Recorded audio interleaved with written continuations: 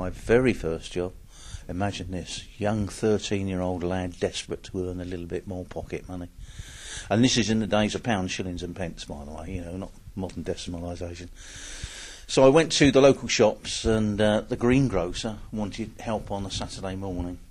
So my very first job was working in a greengrocer's, and that meant manual handling, lifting potatoes and everything else.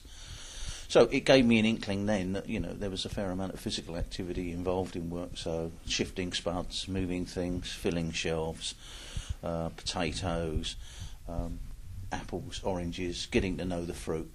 But how did it shape? Well, I can tell you how it coloured my view of the working world, because one of the jobs that I had every Saturday was to boil the beetroots.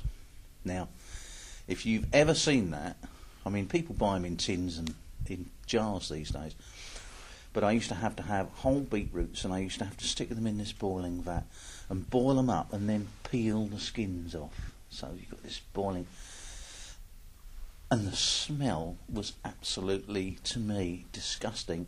And I have to say, ever since then, I have never, ever touched a beetroot. So that sort of put some perspective on some unpleasantness that goes on in the working place. But also, of course, the other side of it was, when you boil up beetroot and you take them out, what happens?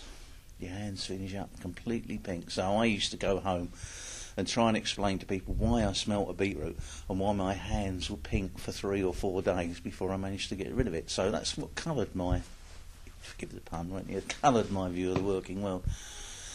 But as a young 13, 14-year-old lad doing that every Saturday, it was quite a hefty job, quite a fair bit of lifting, carrying, shifting, and also, of course, fruit laying on the floor, so there were slipping hazards.